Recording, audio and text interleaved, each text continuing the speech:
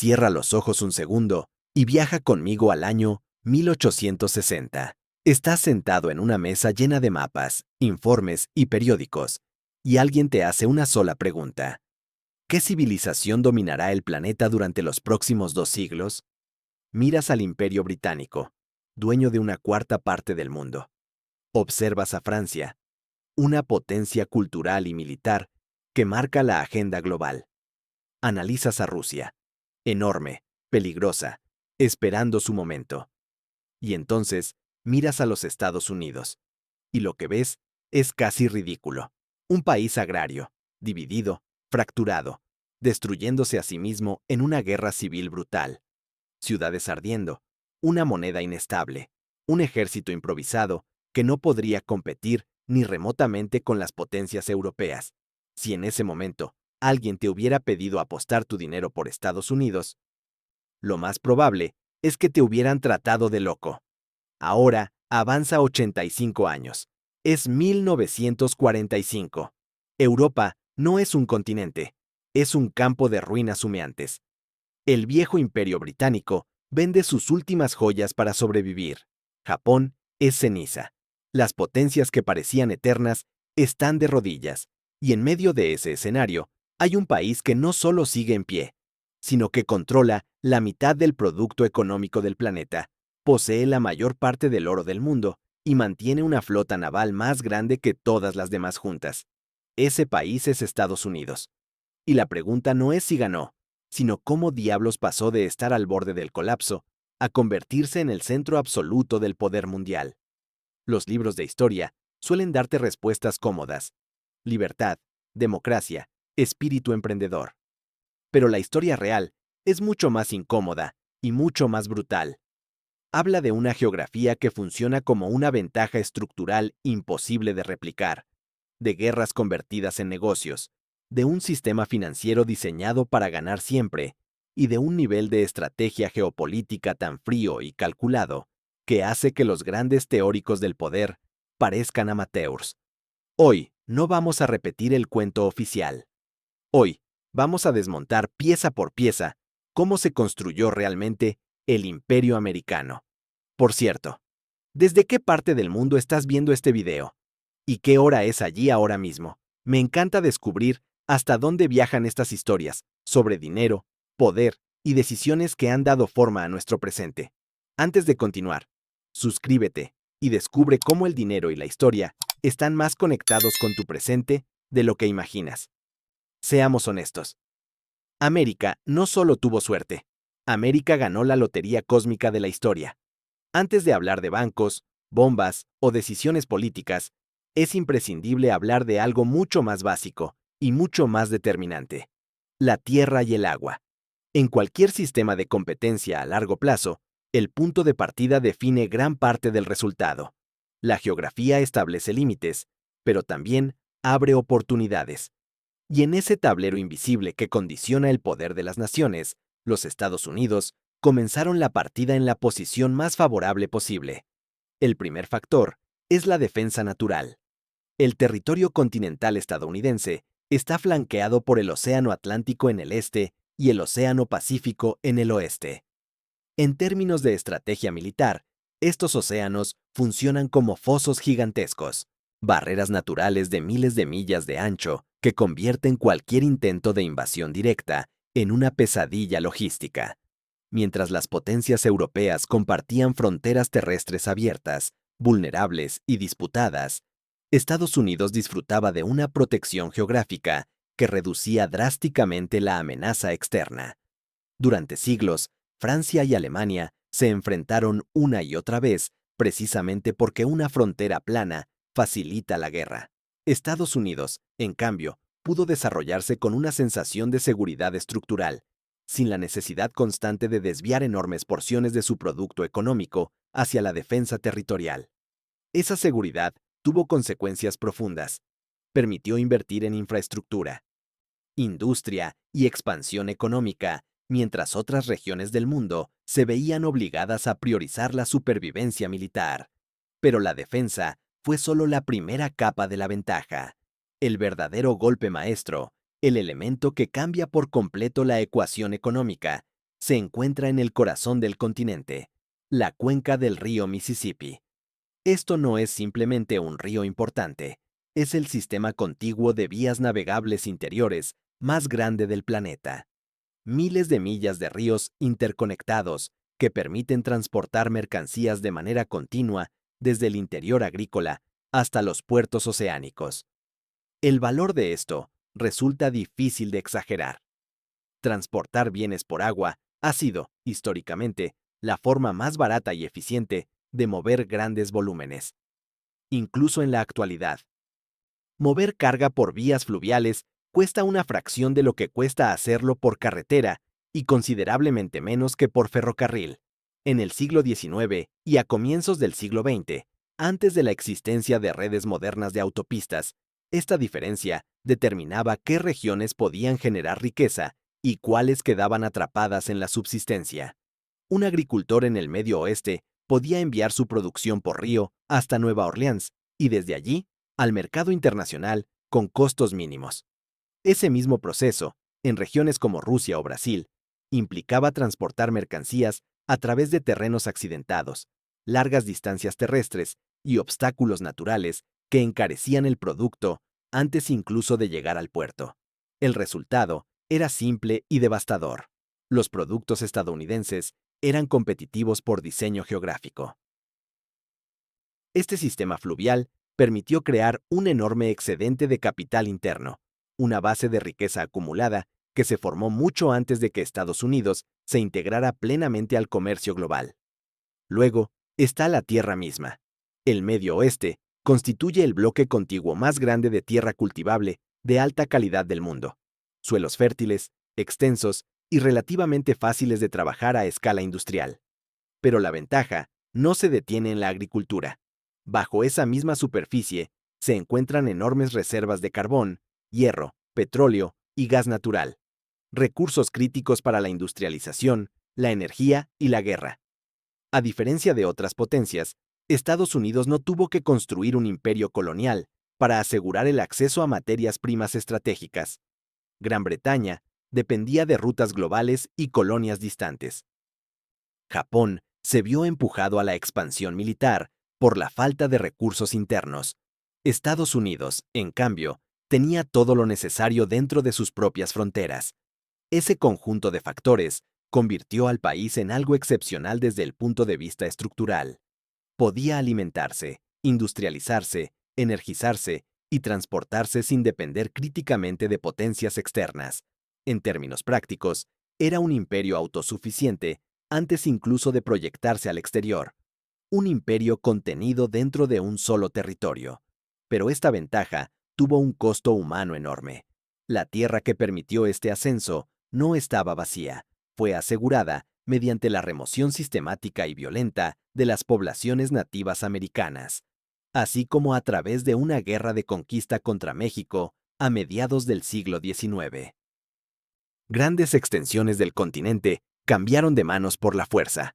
El Estado estadounidense se apropió de algunos de los bienes raíces más valiosos del planeta mediante la expansión territorial y el uso directo del poder militar. Para el año 1900, los Estados Unidos habían alcanzado lo que los estrategas geopolíticos llaman profundidad estratégica. Contaban con alimentos abundantes, energía abundante, fronteras difíciles de penetrar y un sistema de transporte interno extraordinariamente eficiente. Mientras Europa funcionaba como un espacio congestionado, competitivo y permanentemente inestable, América operaba desde una posición de aislamiento seguro y abundancia estructural. Era una fortaleza construida sobre recursos reales, pero poseer recursos es solo una parte de la ecuación. Convertir esa base en dominación global requiere algo más. Requiere una crisis que reordene el sistema internacional. Y esa crisis, inevitablemente, estaba por llegar. El año es 1914. Europa, tras décadas de tensiones acumuladas, alianzas frágiles y ambiciones imperiales cruzadas, decide entrar en un conflicto que terminaría funcionando como un suicidio colectivo. Ese conflicto quedaría registrado como la Primera Guerra Mundial. Cuando se habla de este evento, la mayoría de los relatos se concentran en las trincheras interminables, en el gas mostaza flotando sobre campos devastados y en el asesinato del archiduque Francisco Fernando como chispa inicial. Todo eso ocurrió, pero ninguno de esos elementos explica realmente cómo cambió el equilibrio del poder mundial. Para entender el ascenso americano, el foco debe desplazarse del campo de batalla a los libros de contabilidad. Antes de 1914, los Estados Unidos eran una nación deudora.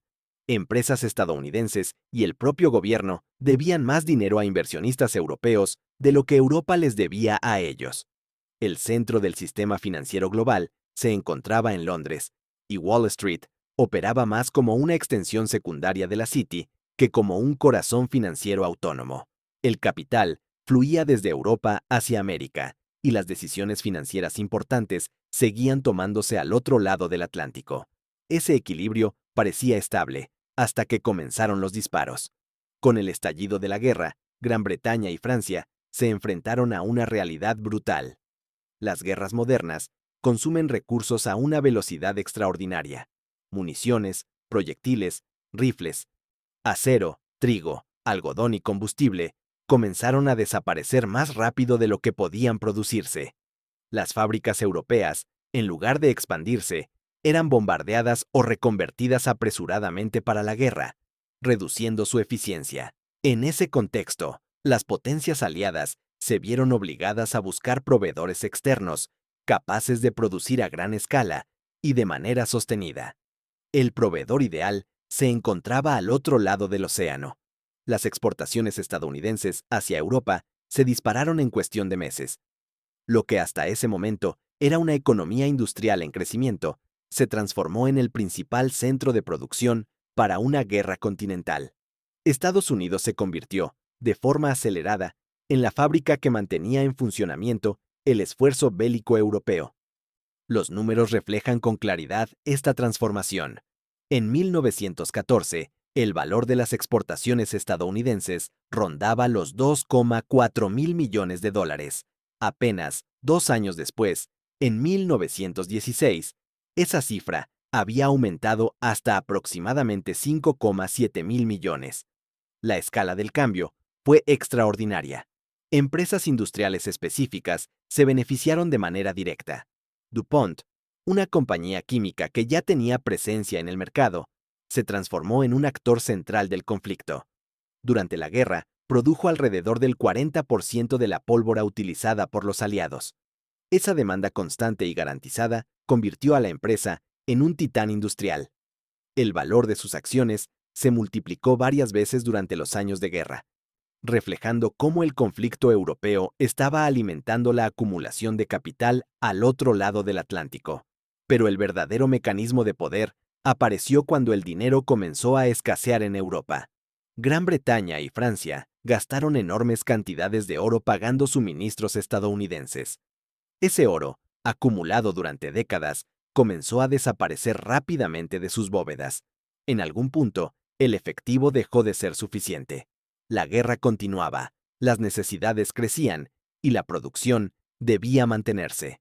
La solución fue el endeudamiento masivo. El crédito llegó desde Nueva York. La Casa de Morgan asumió el rol de intermediario financiero central. Se convirtió en el agente de compras exclusivo del Imperio Británico en territorio estadounidense y organizó enormes consorcios bancarios para canalizar préstamos hacia los aliados. Miles de millones de dólares fluyeron desde bancos americanos hacia gobiernos europeos para financiar la guerra. Al finalizar el conflicto en 1918, el mapa financiero mundial había cambiado por completo. Europa debía a los Estados Unidos alrededor de 10.000 millones de dólares, una cifra colosal para la época y aún más impresionante si se ajusta al tamaño de la economía global de entonces. Ese flujo de deuda transformó a Nueva York en el nuevo centro financiero del planeta. Londres, debilitada por la guerra y cargada de obligaciones financieras, cedió su posición histórica. El sistema había dado un giro completo. El antiguo deudor se había convertido en el principal acreedor del mundo. Desde el punto de vista militar, la participación estadounidense fue tardía y limitada en comparación con el desgaste europeo. La entrada oficial en la guerra ocurrió en 1917, cuando el conflicto ya llevaba 3 años destruyendo economías, poblaciones e infraestructuras. Para entonces, las potencias europeas estaban exhaustas. Sus recursos humanos y materiales se encontraban severamente dañados, mientras la industria estadounidense operaba a máxima capacidad, enriquecida y en plena expansión. Cuando las tropas estadounidenses llegaron al frente, lo hicieron respaldadas por una economía fortalecida, una industria modernizada y una posición financiera dominante. Esa diferencia estructural explica por qué el periodo posterior a la guerra, conocido como los rugientes años 20, estuvo marcado por un crecimiento explosivo en Estados Unidos. El consumo, la especulación y el estilo de vida asociado a esa década se sostuvieron, en gran parte, sobre los pagos de intereses provenientes de las deudas europeas. Sin embargo, este nuevo rol de acreedor global trajo consigo tensiones profundas. Estados Unidos exigió el pago íntegro de las deudas de guerra, pero al mismo tiempo implementó aranceles elevados que dificultaban la entrada de productos europeos al mercado americano. Europa necesitaba exportar para generar ingresos, pero se encontraba bloqueada por barreras comerciales. Esta contradicción contribuyó a una cadena de desequilibrios financieros que terminaron amplificándose durante la Gran Depresión y creando las condiciones para el ascenso de regímenes extremos en el continente. Desde una perspectiva estricta de poder, el resultado ya estaba definido. Europa había quedado debilitada y el centro del sistema global se había desplazado de manera irreversible. Aún así, Estados Unidos todavía carecía de una fuerza militar acorde a su nueva posición económica. Durante la década de 1930, su ejército era relativamente pequeño, comparable en tamaño al de potencias menores. Para completar la transición hacia la hegemonía total, hacía falta una catástrofe adicional, y la historia, una vez más, estaba a punto de ofrecerla. Si la Primera Guerra Mundial funcionó como un calentamiento, la Segunda Guerra Mundial fue el evento principal. Este fue el punto exacto en el que los Estados Unidos dejaron de ser únicamente una nación rica y pasaron a operar en una categoría completamente distinta, casi fuera de escala. El año es 1941. Europa se encuentra prácticamente bajo el control de Hitler. Japón avanza con rapidez por el Pacífico, conquistando territorios y destruyendo flotas. Mientras tanto, los Estados Unidos siguen mayormente retraídos, todavía afectados por las secuelas económicas y sociales de la Gran Depresión. La maquinaria industrial existe, pero aún no ha sido activada por completo. Entonces, ocurre Pearl Harbor, y ese estado de letargo se rompe de manera definitiva. Lo que siguió fue el mayor despliegue de capacidad industrial jamás registrado. En cuestión de meses, una economía que aún estaba recuperándose del colapso se transformó en una máquina de producción total. El gobierno estableció objetivos que, en ese momento, parecían desconectados de la realidad. El presidente Franklin D. Roosevelt fijó metas que incluso sus propios asesores consideraban inalcanzables. Uno de esos objetivos fue producir 50,000 aviones al año. La reacción inicial fue de incredulidad. Las cifras parecían exageradas, más cercanas a propaganda que a planificación seria. Sin embargo, la industria respondió de una manera que cambiaría la historia. Para 1944, la producción anual de aviones había alcanzado aproximadamente 96,000 unidades. Esta cifra supera cualquier estándar previo y revela una transformación total del aparato productivo. Fábricas que antes producían bienes de consumo fueron reconvertidas a gran velocidad. Cadenas de suministro completas fueron reorganizadas. La lógica de eficiencia, estandarización y producción en masa fue llevada a su límite absoluto. Un ejemplo extremo de este fenómeno fue Ford Motor Company. Una empresa conocida por fabricar automóviles pasó a convertirse en una pieza central del esfuerzo bélico. Para ello, construyó la planta de Willow Run, una instalación industrial de 1 milla de longitud, diseñada exclusivamente para producir bombarderos. En su punto máximo de funcionamiento, esta fábrica ensamblaba un bombardero B-24 Liberator cada 63 minutos. El ritmo era tan intenso que la producción de una sola aeronave de guerra ocurría en el tiempo que normalmente se destina a actividades cotidianas. Cada unidad que salía de la línea representaba una fortaleza aérea completamente operativa. Al finalizar la guerra, las cifras acumuladas resultaban difíciles de asimilar. Se habían producido alrededor de 300.000 aviones, 86.000 tanques y aproximadamente 2,6 millones de ametralladoras. La escala de este esfuerzo superó por mucho a la de cualquier otra nación. Tal como había ocurrido en la guerra anterior, Estados Unidos se convirtió en el proveedor central de los aliados. Gran Bretaña, la Unión Soviética y China dependieron en gran medida de un programa conocido como préstamo y arriendo, mediante el cual se enviaron cantidades masivas de equipamiento, alimentos, combustible y materias primas. El valor total de estos suministros ascendió a unos 50.000 millones de dólares de la época, una cifra que, ajustada al tamaño de la economía actual, equivale a aproximadamente 700.000 millones. Solo hacia la Unión Soviética se enviaron alrededor de 400.000 jeeps y camiones, vehículos esenciales para la movilidad del Ejército Rojo. Años después, el propio Joseph Stalin reconoció que sin las máquinas producidas en Estados Unidos, la Unión Soviética difícilmente habría logrado resistir y ganar la guerra.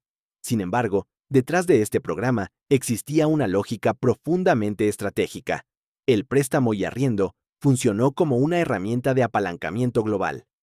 Al convertirse en el proveedor indispensable, Estados Unidos hizo que todo el esfuerzo bélico aliado dependiera de sus fábricas.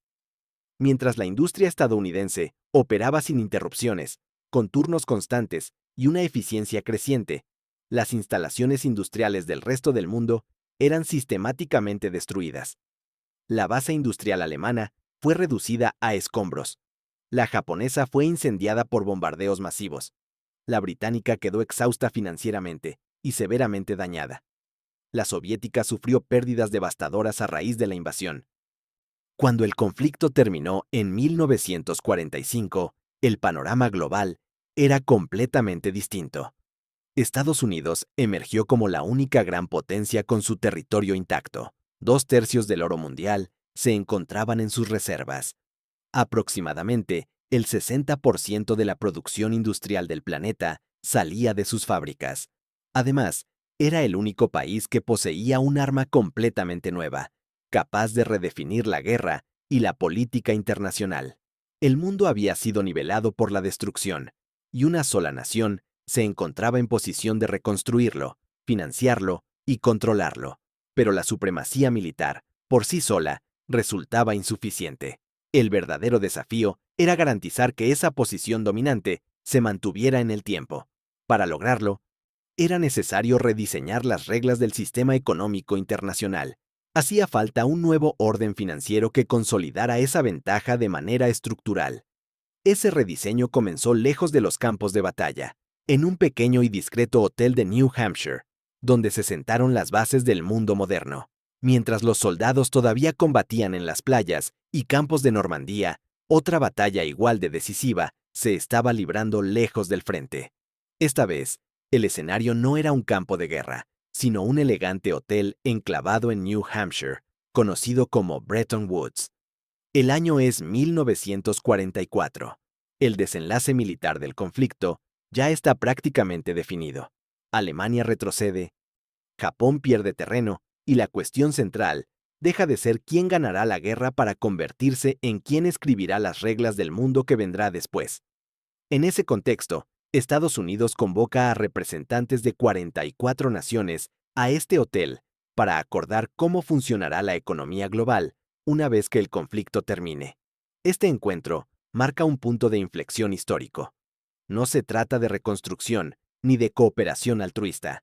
Se trata de diseñar el sistema financiero que gobernará el planeta durante las siguientes décadas. Este fue, en esencia, el movimiento de poder definitivo. El Imperio Británico, aún consciente de su declive, envía a su figura intelectual más influyente, John Maynard Keynes. Para ese momento, Keynes era el economista más famoso del mundo. Una celebridad académica con enorme autoridad moral y técnica. Su propuesta apuntaba a un sistema que evitara los desequilibrios que habían destruido la economía global en el pasado. propuso la creación de una moneda internacional neutral, llamada Bancor, que serviría como unidad de cuenta global y que evitaría que un solo país concentrara un poder desproporcionado. La delegación estadounidense, sin embargo, tenía una visión completamente distinta. El representante clave fue Harry Dexter White, un funcionario del Tesoro con una comprensión muy clara del momento histórico. Frente a la propuesta británica, la posición estadounidense fue directa y pragmática. El país que controlaba la mayor parte del oro del mundo tenía la capacidad de imponer las reglas. La lógica era simple. Quien posee el activo más valioso dicta las condiciones del sistema. De esta confrontación surgió el acuerdo de Bretton Woods. El nuevo sistema estableció que el dólar estadounidense estaría directamente vinculado al oro a un precio fijo de $35 por onza. A partir de ahí, todas las demás monedas importantes del mundo quedarían vinculadas al dólar. La libra, el franco, la lira y muchas otras divisas pasaron a depender de la estabilidad del billete estadounidense. En la práctica, esto convirtió al dólar en el eje central del sistema financiero internacional. Las implicaciones de este diseño fueron profundas.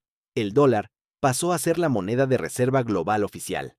Para realizar transacciones internacionales importantes, los países necesitaban dólares. Si una nación europea quería comprar petróleo de Medio Oriente, el pago debía hacerse en dólares. Los productores energéticos exigían dólares porque ese era el activo aceptado globalmente y respaldado por oro. Las monedas locales dejaron de ser suficientes para operar en el comercio mundial. Este mecanismo otorgó a Estados Unidos un privilegio extraordinario. Mientras otros países debían producir bienes, exportarlos y competir en mercados internacionales para obtener dólares, Estados Unidos podía crear su propia moneda y utilizarla para adquirir bienes reales del resto del mundo. Automóviles, tecnología, materias primas y energía podían ser comprados con una divisa que el propio país controlaba. El sistema funcionaba como un entorno donde un solo actor tenía acceso ilimitado a los medios de intercambio, mientras el resto debía someterse a reglas mucho más estrictas. Para garantizar la estabilidad y permanencia de este orden, se crearon dos instituciones clave. El Fondo Monetario Internacional y el Banco Mundial nacieron oficialmente con el objetivo de estabilizar economías, facilitar el desarrollo y evitar crisis financieras globales. En la práctica, también funcionaron como mecanismos de supervisión y disciplina económica. A través de préstamos, condiciones y programas de ajuste, estas instituciones influyeron directamente en las políticas internas de numerosos países. El resultado fue un sistema donde gran parte del mundo quedó integrada en una arquitectura financiera diseñada en torno al dólar. Las economías en desarrollo se mantuvieron abiertas al capital y a los intereses comerciales estadounidenses, mientras Europa Occidental dependía de financiamiento constante para reconstruirse. El entramado estaba completo. La guerra había redefinido el poder militar, pero Bretton Woods consolidó el poder económico. Desde ese momento, el centro financiero del planeta quedó firmemente anclado a Washington, y el mundo entero comenzó a operar dentro de un sistema que giraba en torno a esa realidad. Para 1947, Europa se encontraba al borde del colapso físico y social. Las ciudades seguían en ruinas, las cadenas de suministro estaban destruidas, y la producción agrícola resultaba insuficiente para alimentar a la población. En algunos lugares, la situación era tan extrema que las personas recurrían a comer bulbos de tulipán para sobrevivir, como ocurrió en los Países Bajos. El hambre se combinaba con el cansancio, la humillación y la sensación generalizada de abandono. En ese contexto de desesperación, comenzó a crecer una amenaza que alteró por completo el cálculo geopolítico: el comunismo. La Unión Soviética, encabezada por Stalin, observaba atentamente el panorama de Europa Occidental. Regiones empobrecidas, poblaciones furiosas y gobiernos debilitados representaban el terreno ideal para la expansión ideológica. Los partidos comunistas en países clave como Francia e Italia empezaron a ganar un respaldo masivo en elecciones y movimientos sindicales. Para muchos ciudadanos, el comunismo ya no era una idea abstracta, sino una alternativa tangible frente al hambre y la desigualdad. Este avance encendió las alarmas en Washington. Si Europa Occidental giraba hacia el bloque soviético, se perdería el principal mercado de exportación y también el amortiguador estratégico que separaba al continente americano de una potencia hostil. En ese escenario aparece una figura clave, el secretario de Estado, George Marshall. Su propuesta fue una respuesta directa a esta crisis múltiple. El Plan Marshall se presentó como un programa de reconstrucción para Europa Occidental. A través de este plan, Estados Unidos entregó alrededor de 13.000 millones de dólares de la época, una cifra que, ajustada al tamaño de la economía actual, equivale aproximadamente a 150.000 millones. El objetivo declarado era reconstruir ciudades, reactivar fábricas y estabilizar economías devastadas por la guerra. La narrativa oficial presentó este programa como un acto de generosidad sin precedentes, una demostración de altruismo en nombre de la estabilidad global. Sin embargo, una observación más detallada revela una lógica mucho más calculada. Estos fondos no se entregaban sin condiciones. Una parte sustancial de la ayuda debía utilizarse para comprar bienes producidos por empresas estadounidenses. El flujo del dinero seguía un recorrido circular. Los impuestos recaudados dentro de Estados Unidos se transferían a Europa en forma de ayuda. Luego, esos mismos fondos regresaban a Estados Unidos cuando los países europeos los usaban para adquirir maquinaria, acero, vehículos y equipos industriales fabricados por corporaciones americanas. Este mecanismo funcionó como un poderoso estímulo económico interno, encubierto bajo la apariencia de ayuda exterior. Empresas como General Motors y US Steel se beneficiaron directamente. El Plan Marshall reactivó la industria europea, pero al mismo tiempo consolidó la posición dominante de la industria estadounidense en los mercados internacionales. Más allá del dinero, el programa compró algo aún más valioso: alineación política. A cambio de la ayuda, los gobiernos de Europa Occidental aceptaron coordinar sus políticas económicas y comerciales con Washington y bloquear el acceso al poder de los partidos comunistas. Este acuerdo selló la división del continente. La frontera ideológica entre este y oeste quedó firmemente establecida. El telón de acero se cerró y la mitad occidental de Europa pasó a integrarse en la órbita estadounidense. La guerra había terminado, pero el conflicto global apenas estaba comenzando bajo una nueva forma. Con el enemigo nazi derrotado, muchos esperaban una etapa de estabilidad duradera. Sin embargo, surgió un problema interno de enormes proporciones. La economía estadounidense había sido reconfigurada para la producción de guerra. Fábricas, empleos y cadenas industriales dependían de contratos militares constantes. Una desmovilización abrupta implicaba el riesgo de un colapso económico similar al de la Gran Depresión. Para evitarlo, se necesitaba una amenaza permanente que justificara mantener la maquinaria en funcionamiento. La Unión Soviética encajaba perfectamente en ese papel. En 1950 se redactó un documento confidencial, conocido como NSC-68. Este informe argumentaba que la contención del comunismo requería una acumulación militar sostenida y de largo plazo. La conclusión era clara: el gasto militar debía convertirse en un componente permanente de la economía. Así nació lo que muchos analistas describen como la economía de guerra perpetua. Este sistema dio lugar a una estructura autosostenida conocida como el Triángulo de Hierro. Las Fuerzas Armadas demandaban armamento cada vez más avanzado. Las empresas contratistas de defensa buscaban contratos estables y altamente rentables. Los políticos, por su parte, deseaban empleo e inversión para sus distritos con el fin de asegurar su permanencia en el poder. El resultado fue un ciclo cerrado. Las empresas presionaban a los políticos financiaban al sector militar. El sector militar adquiría productos de esas mismas empresas. El sistema crecía y se reforzaba a sí mismo, mientras el costo recaía sobre los contribuyentes.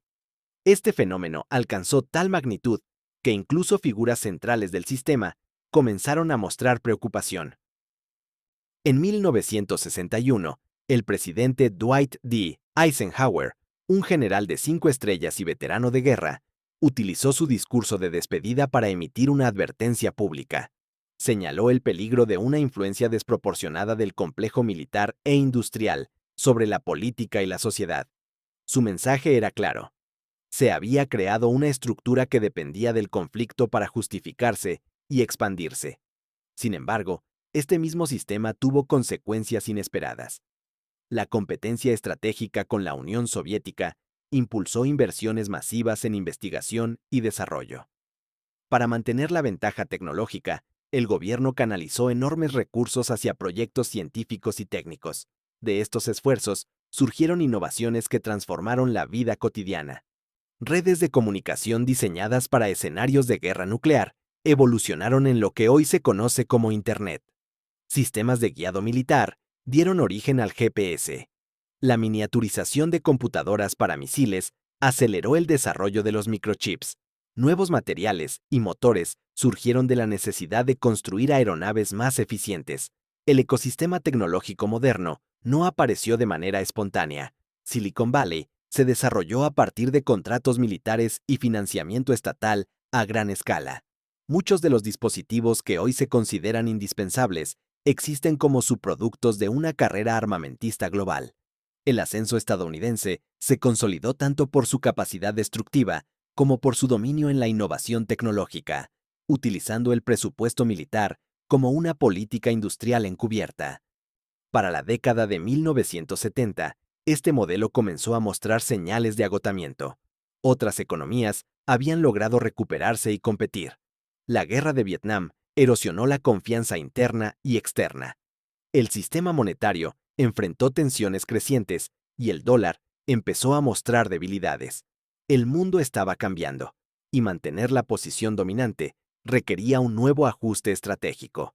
El próximo giro ya no tendría como eje a Europa. El foco se desplazaría hacia una región clave para la energía global: el Medio Oriente.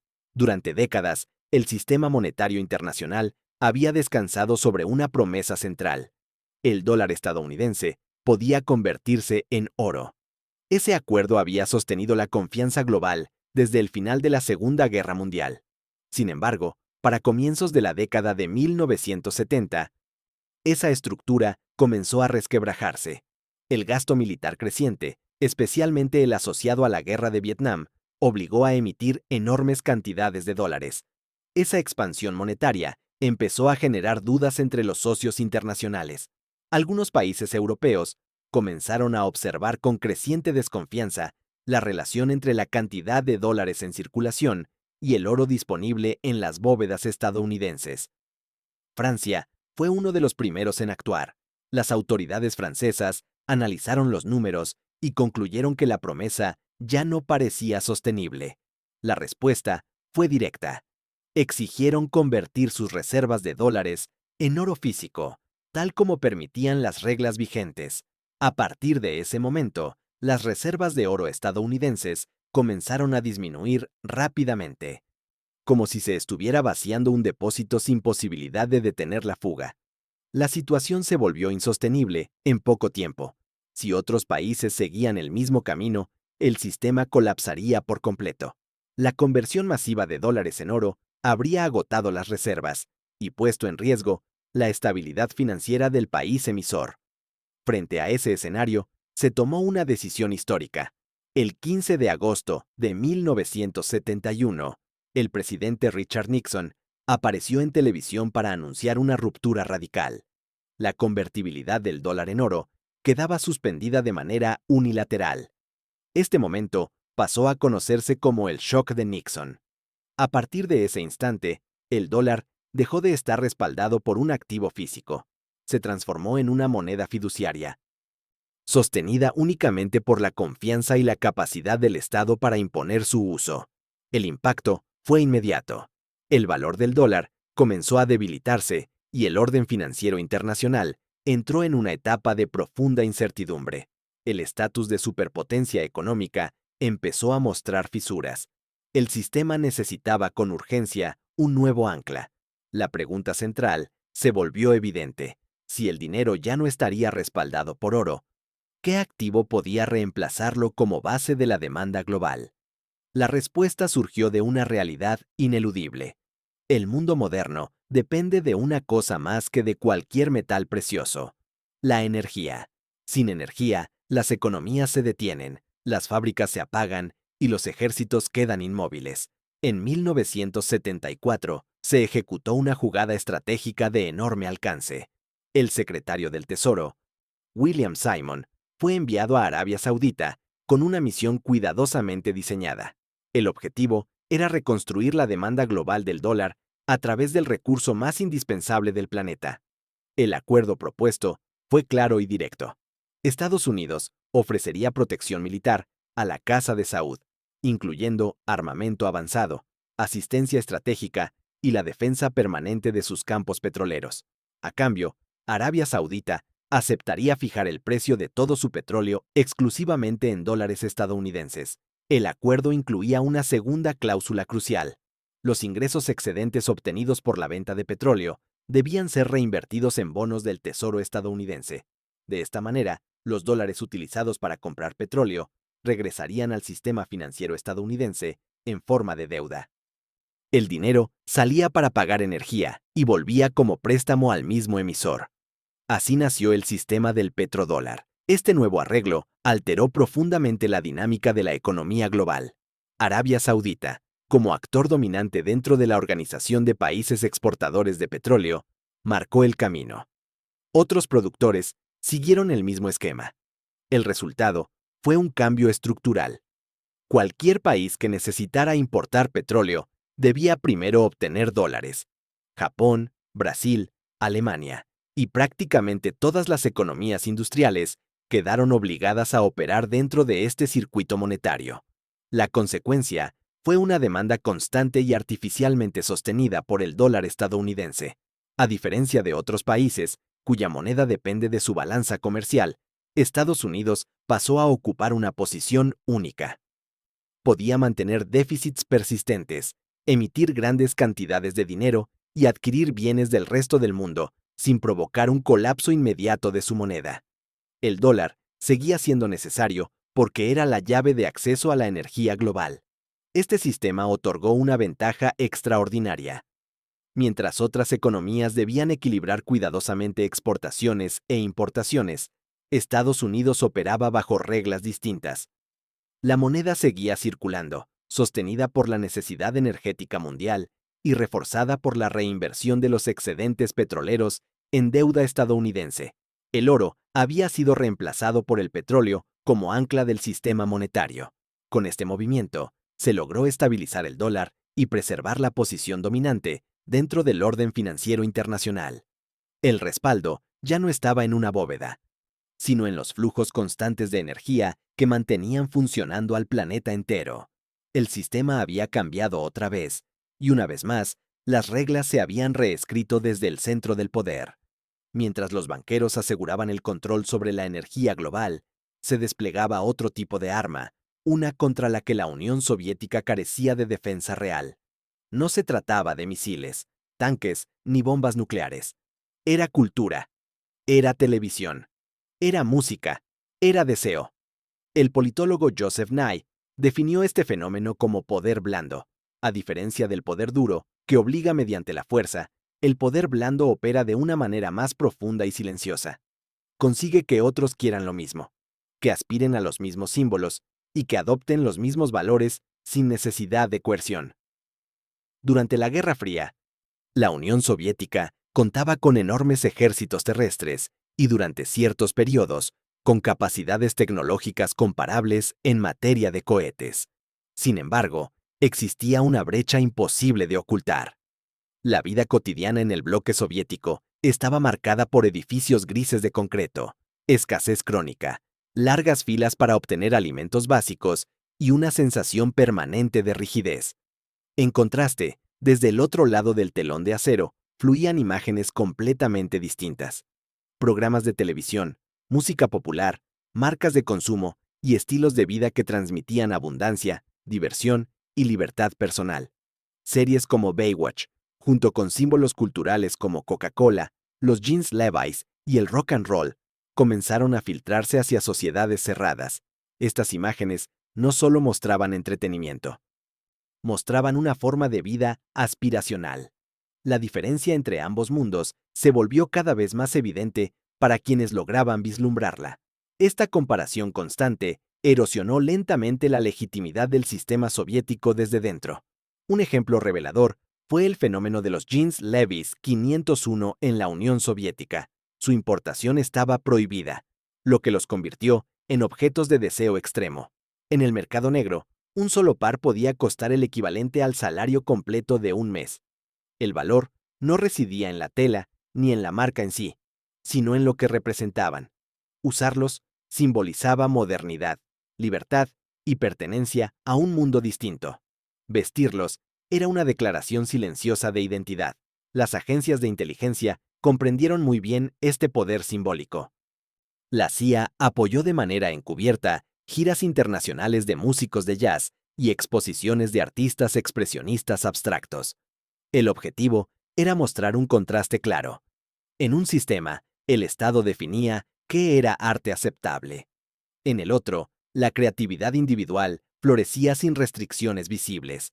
El mensaje cultural era tan potente como cualquier discurso político. Este proceso alcanzó un punto icónico a comienzos de la década de 1990. En el año 1990, se inauguró el primer restaurante McDonald's en Moscú. Miles de personas hicieron fila durante horas bajo temperaturas extremas. No se trataba únicamente de comida rápida. Era una experiencia simbólica, una pequeña muestra tangible de un estilo de vida que durante décadas había sido observado a la distancia. Para muchos, esa hamburguesa representaba una conexión directa con un mundo que parecía inalcanzable. A través de la exportación cultural, se produjo una colonización silenciosa de las aspiraciones.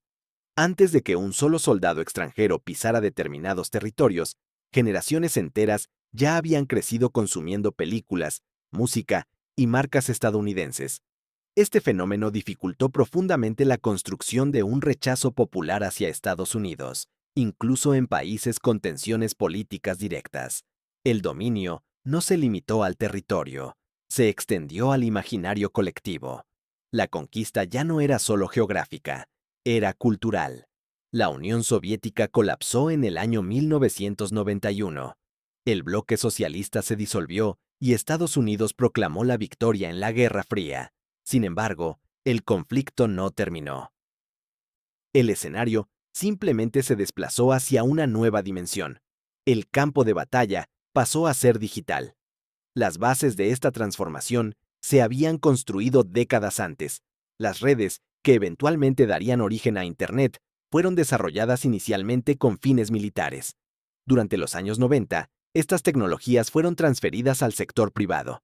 En ese proceso, Estados Unidos logró posicionarse en un punto estratégico clave, ocupando la cima de un espacio que el resto del mundo todavía no comprendía plenamente. Así nació la economía de plataformas. El entorno digital comenzó a estructurarse alrededor de empresas específicas. La búsqueda en línea quedó dominada por Google, las redes sociales por Meta, el software empresarial por Microsoft, los teléfonos inteligentes por Apple, la infraestructura en la nube por Amazon Web Services. Estas compañías dejaron de ser simples negocios tecnológicos para convertirse en pilares de la vida moderna. La dependencia es profunda. Empresas europeas operan sobre servidores estadounidenses. Creadores de contenido latinoamericanos dependen de plataformas sociales estadounidenses. Gran parte del comercio, la comunicación y el almacenamiento de información fluye a través de sistemas controlados desde Estados Unidos. Esta posición otorga una ventaja estratégica de enorme alcance. Los datos se convirtieron en el recurso más valioso del siglo XXI. Programas de vigilancia revelados posteriormente, como PRISM, mostraron que las agencias de inteligencia estadounidenses tenían acceso a flujos masivos de información que atravesaban estas plataformas. La infraestructura digital se transformó en una fuente de poder comparable a la energía o al sistema financiero. Algunas potencias intentaron responder creando ecosistemas cerrados, como ocurrió en China con su propio sistema de plataformas y controles. Sin embargo, gran parte del mundo continuó operando dentro de una arquitectura digital diseñada y controlada desde Estados Unidos. Los datos reemplazaron al petróleo como el recurso estratégico central. Y de la misma manera que ocurrió décadas antes con la energía, el control de las tuberías volvió a definir el equilibrio global. El dominio ya no se medía solo en ejércitos o monedas, se medía en atención, información y cultura. El poder había mutado otra vez, y el sistema seguía funcionando, según reglas establecidas mucho antes de que la mayoría pudiera verlas. Hasta este punto, queda claro que América ha jugado durante décadas con una baraja marcada. Posee una combinación de ventajas difícil de replicar: territorio privilegiado, control sobre la moneda dominante, superioridad militar y dominio de la infraestructura digital. Sin embargo, el cierre de esta historia introduce un giro incómodo. Esa estructura de poder, aparentemente indestructible, muestra señales evidentes de fragilidad. Al observar los datos actuales, emergen tres amenazas de carácter existencial que ni la geografía ni los portaaviones pueden resolver por sí solos. La primera amenaza es la espiral de la deuda. El sistema que permitió emitir dinero con libertad durante décadas comenzó a acercarse a sus propios límites. La deuda nacional supera los 34 billones de dólares, una cifra tan colosal que resulta abstracta para la mente humana. Sin embargo, el problema se vuelve tangible al analizar sus consecuencias. A partir del año 2024, el gobierno estadounidense destina más recursos al pago de intereses de esa deuda que a todo su presupuesto de defensa. Esta situación implica que una porción creciente del gasto público se dedica a cubrir compromisos pasados en lugar de sostener el aparato que garantiza el poder global. Si en algún momento la confianza internacional en el dólar se erosiona de forma significativa, esa deuda deja de ser manejable y se transforma en una carga potencialmente letal para el sistema. La segunda amenaza surge del uso del dólar como arma geopolítica. Las sanciones financieras, aunque poderosas, generan efectos secundarios profundos. En el año 2022, tras la invasión rusa a Ucrania, se produjo una medida sin precedentes. Se congelaron enormes cantidades de reservas rusas y se excluyó al país del sistema bancario internacional SWIFT. La intención era provocar un colapso financiero inmediato. Sin embargo, el mensaje fue observado con atención por el resto del mundo. Potencias como China, Brasil, Arabia Saudita e India entendieron que sus activos podían desaparecer de un día para otro si surgía un conflicto político con Washington. Este episodio aceleró un proceso que ya estaba en marcha: la desdolarización. El bloque conocido como BRICS, integrado originalmente por Brasil, Rusia, India, China y Sudáfrica, comenzó a expandirse y a desarrollar sistemas de pago alternativos diseñados para reducir la dependencia del dólar. Al mismo tiempo, surgieron conversaciones cada vez más abiertas sobre la posibilidad de vender petróleo en monedas distintas al dólar. Arabia Saudita, pilar histórico del sistema del petrodólar, empezó a explorar acuerdos denominados en yuanes. Si esta tendencia se consolida, el ancla energética que sostuvo al dólar durante décadas pierde fuerza, y con ella se debilita el privilegio de financiar déficits a bajo costo. La tercera amenaza es interna. A diferencia de las anteriores, no proviene del exterior. Se origina dentro del propio sistema político y social. La polarización interna ha alcanzado niveles que recuerdan momentos críticos del pasado. La división se refleja en instituciones, medios, elecciones y en la percepción misma de legitimidad del poder. A lo largo de la historia, las grandes potencias han demostrado capacidad para resistir enemigos externos. El verdadero peligro aparece cuando el conflicto se traslada al interior y la cohesión desaparece. Un sistema de poder pierde estabilidad cuando una parte significativa de su propia estructura deja de creer en el proyecto común. Con estas tres presiones simultáneas, el recorrido histórico adquiere una nueva dimensión.